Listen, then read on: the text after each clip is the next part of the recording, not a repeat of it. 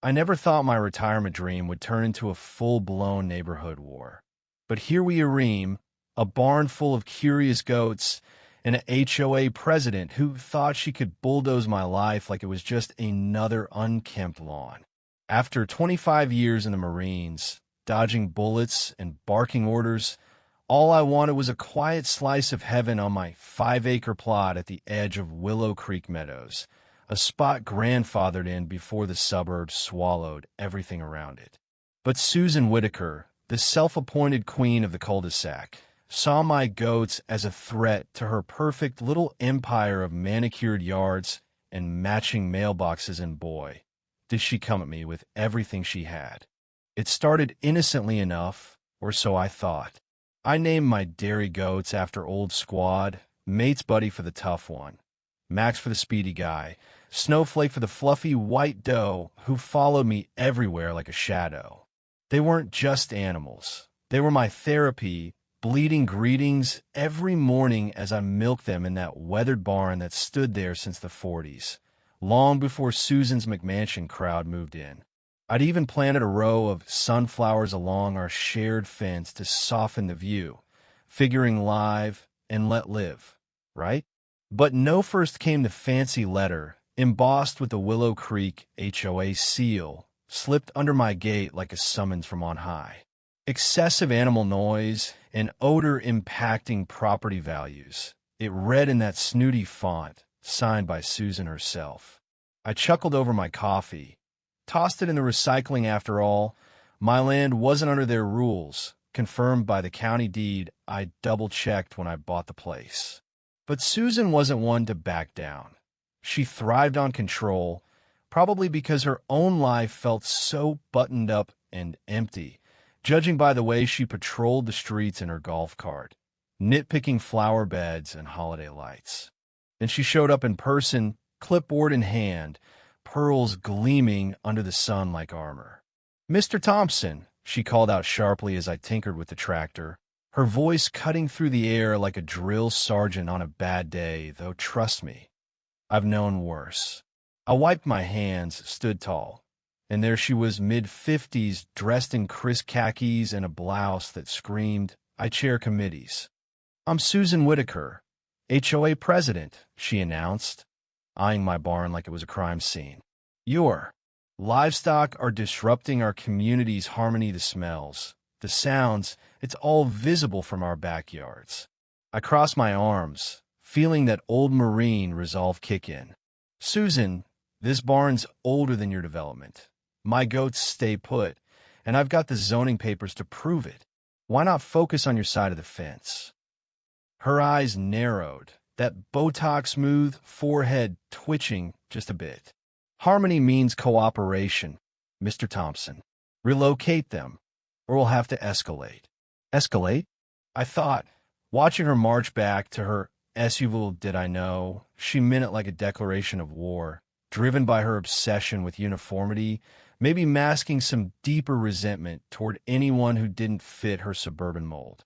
Things ramped up quick after that, kid from her neighborhood tossing junk food over the fence like candy bars and chips, thinking it was fun, but it could have made my goats sick. I left a polite note. "Please don't feed them. They've got a strict diet." Next day, a nasty reply tied to a rock. "They shouldn't be here anyway, stinking up our views." I knew Susan was rallying her troops, whispering about how my farm was tanking their home values, playing on their fears of anything rural in their polished world. Then the emails started, fake official docs citing covenant violations that didn't apply to me, followed by that white powder along the fence turnout to be some cheap repellent that could have burned their hooves. I installed cameras, caught her on video at midnight, sneaking like a thief, dumping it over. "Gotcha," I muttered, saving the clip me inner tactician kicking in, building evidence like prepping for a mission. Reported it to the town hall and sheriff, got my exemption stamped official. But Susan? She doubled down, her ego bruised, probably seeing me as the outsider challenging her reign. The real fireworks hit when she crossed the line literally. I was mending a stall when I spotted her slipping through the side door, phone out, snapping pics like she owned the place. What the hell? I barked, stepping out. She jumped, but recovered quick. Conducting an inspection for health hazards, mold, waste, it's all a risk to our kids. You're trespassing. Susan, this is my barn, my land. Get out before I call the cops. Her face flushed red. I have a duty to protect our values. Values, huh? That's when Max, my quickest goat, perked up at her raised voice, trotting over curious, not aggressive, just nosy. But to Susan, it was Armageddon. She shrieked, backed into a feed bucket, spilling grain everywhere.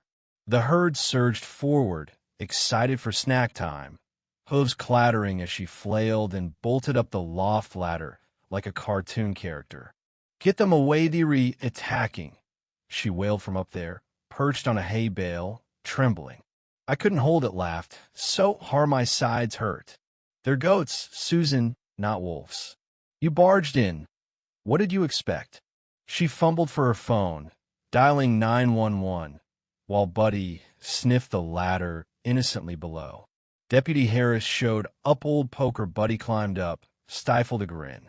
Ma'am, looks like you startled them more than anything. He escorted her out, red-faced and muttering about lawsuits, while I backed up the footage 3 ways. Uploaded a silent clip on Lenino names, just HOA boss versus goats. Epic fail, and it exploded, millions laughing at her panic, memes flying about goat justice. But Susan didn't quit. Humiliation fueled her fire, her need to dominate turning toxic. More trespasses, cut locks on my gate, fake county complaints about zoning, and noise claiming my goats were howling demons at dawn. My insurance even called, but the inspector laughed it off after seeing the spotless barn. Cleaner than most homes, he said, petting Snowflake. I lawyered up with my buddy Lisa, a sharp property whiz, and we hit back Cease letters, public records filings proving my rights. Neighbors started whispering. Some flipped me off at first, but others sent anonymous notes. Not everyone back her sorry for the mess. Susan's press conference was the peak of absurdity, standing at a podium in the park, pearls clutched, ranting about how I'd lured her in and unleashed feral beasts to terrorize her. This man's endangering our way of life, she declared, voice cracking. I watched from home, shaking my head, her isolation showing, her grip slipping as the board turned on her. Finally, she sued emotional distress, defamation, the works. Court day felt like a showdown. Lisa laid out the evidence stack, deeds, footage, reports. The judge peered over his glasses at Susan's lawyer, fumbling excuses. This isn't passion. It's a pattern of trespass, he ruled, dismissing it all, warning her off. Susan deflated, slinking out as her board mate whispered, "She's out, we've had enough." Back home, the goats greeted me like nothing happened, Max nuzzling my hand. Peace returned, but deeper neighbors visited now. Kids petting the herd on weekends. Even the school invited me to talk about boundaries and standing firm. One grandma left a basket.